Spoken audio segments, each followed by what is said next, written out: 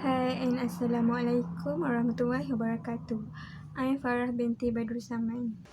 Hi, I am Muhammad Affrizal Aiman. Hello. Hi, my name is Eva and welcome to the video. So today we will be discussing about SME, given that there have been many business development in the economy since 2005 such as price inflation, structural changes and changes in business trend. A review of the definition was undertaken in 2013 and SME definition was endorsed at the 40th meeting in July 2013. Definition of SME was divided into two, which is manufacturing and service and other sector. Okay, the company sales turnover must not more than 50 million of full-time employees and not more than 200 workers. That is for manufacturing, and for services and other sector, sales turnover must not exceeding 20 million ringgit or full-time employees less than 75 workers. A business can be qualified as an SME if it meets either one of the two specified criteria, namely sales turnover or full-time employees, whichever is lower. Okay, under the definition, all SMEs entities must be registered to SSM or other equivalent bodies. However, it is excluded for public listed companies on the main board and subsidiaries of public listed company on the main board.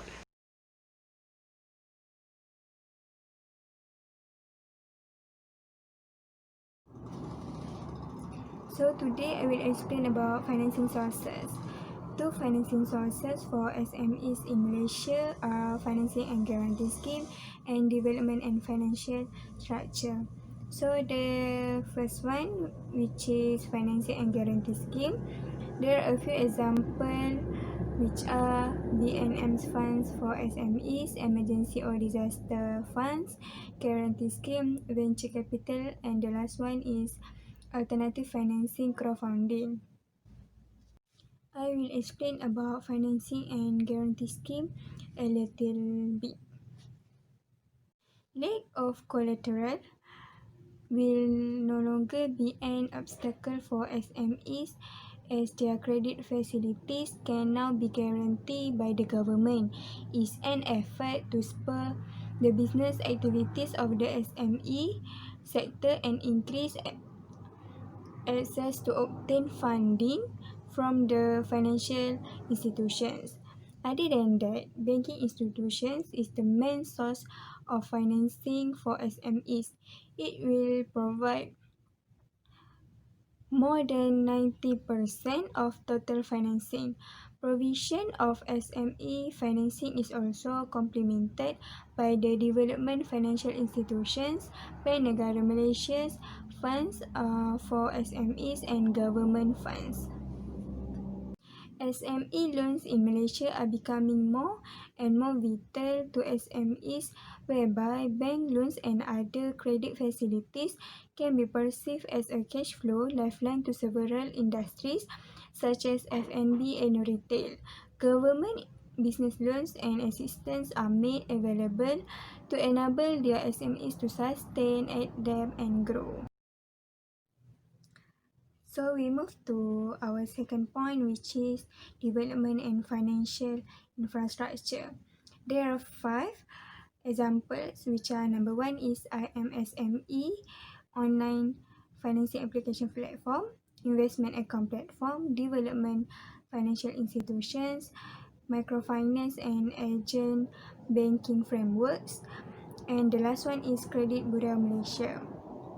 Okay, I will explain a little bit about the development and financial infrastructure and explain about how the development help our SMEs.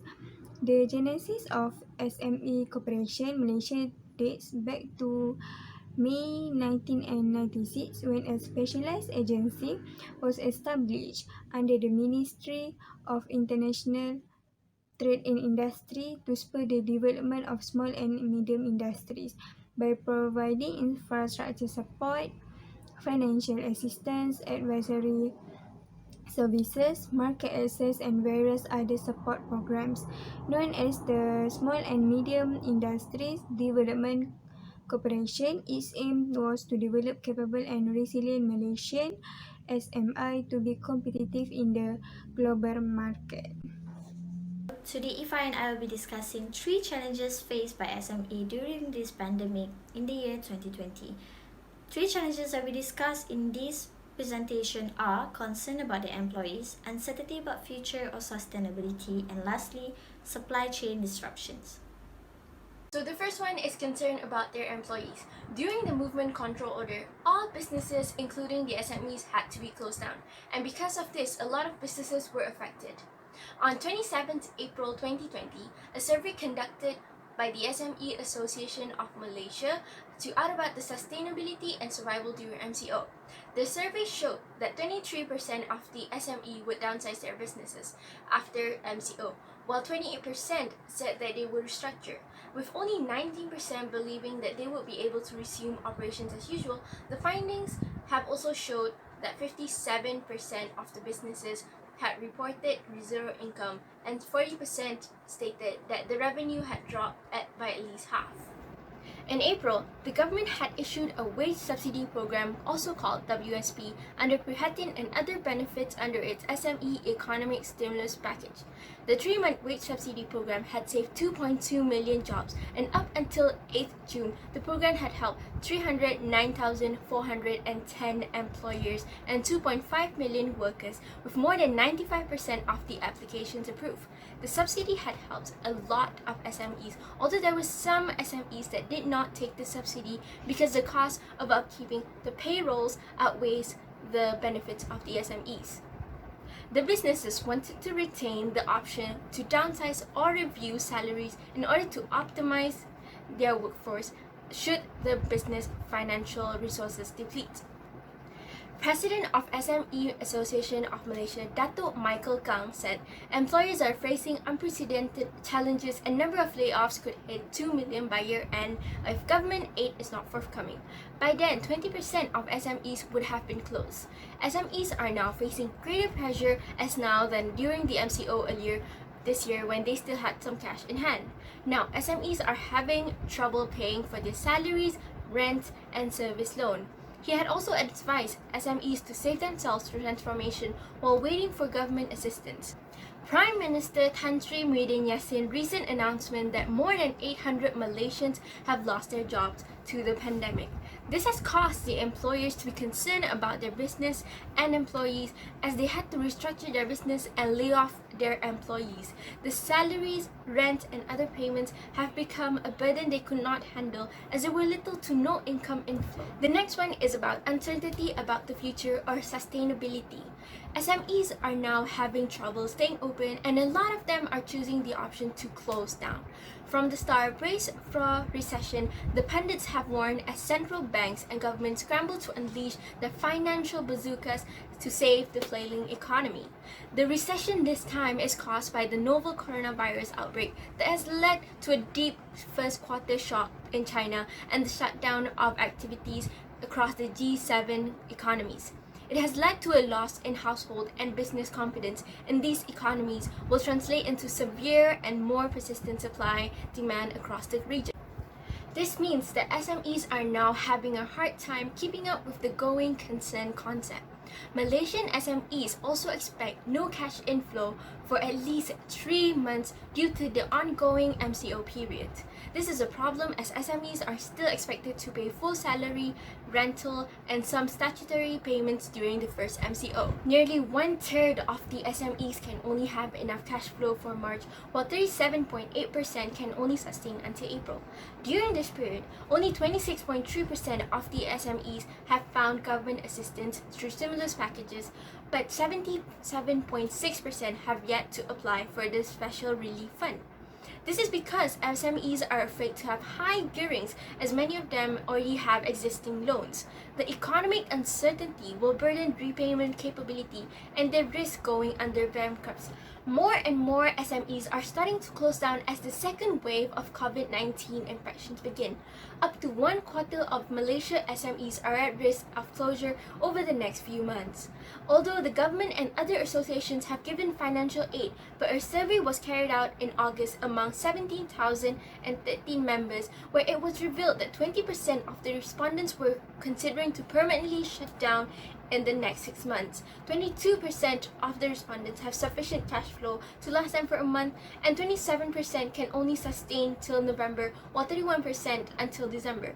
The highest figure was recorded in August, with 17,800 SMEs ending operations, based on the statistic quoted from the Companies Commission of Malaysia. It was reported that the majority of SMEs that were closed down were micro SMEs, and it's because they had yet to receive government assistance. Although the government and associations have given financial aid, many SMEs are still closing. This has affected the economy badly, with the unemployment problem and causing SMEs to be uncertain of the future and their sustainability to stay in the market. So on to the next one. Before we get started, let's get to know what is supply chain management and how is it affecting SMEs during COVID-19. Supply chain management is a management flow of goods and services that transform raw materials into final products. And it involves an active streamlining of businesses' supply-side activities to maximize customer value and gain a competitive advantage in the marketplace. SCM represents an effort by suppliers to develop and implement supply chains that are as efficient and economical as possible. Supply chains cover everything from production to product development to the information system needed to direct these undertakings.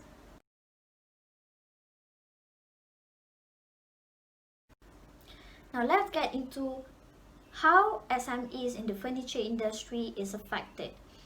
For this industry, supply chain disruptions is one of the major concerns. Based on an online survey conducted involving 748 SMEs in this industry, can be understand that this pandemic is causing a delay on getting raw materials because of the constant change with regulation in certain areas. For instance, places with higher number of cases will be put into EMCO, while places with lower cases will be put into CMCO, which lead into having a tight schedule from delivering materials to assembling department, hence why the supply chain is disrupted. The key issues on the impact on supply chain face are lack of supporting industry, such as finishing, fittings, tooling, and supplies. Lack of supporting supplies, drying services, and too long delivery time. It has been reported that the impact on supply chain for SMEs will be more severe in resource-based industry. In Malaysia, the SMEs are the backbone for this furniture industry cluster, and any disruption in the supply chain will have a high impact for the whole manufacturing cluster. Later, it was found that during this pandemic, most of the SMEs in this industry were operating well below under capacity on top of having low demand during this crisis. Next, company also have to deal with cancellation, non-payment good, and inventory build-up when the supply chain is disturbed during this pandemic. This issue, unfortunately, has been lead from economic downturn coming from the past years that brought most of the SMEs down to their knees. As for this industry, we need to understand that it focuses mainly on speed of production or operation and their quick delivery of goods. Therefore, the aspect of supply chain and its recovery after MCOs will determine if the furniture industry is able to rebound after this crisis. That's all from us. Thank you.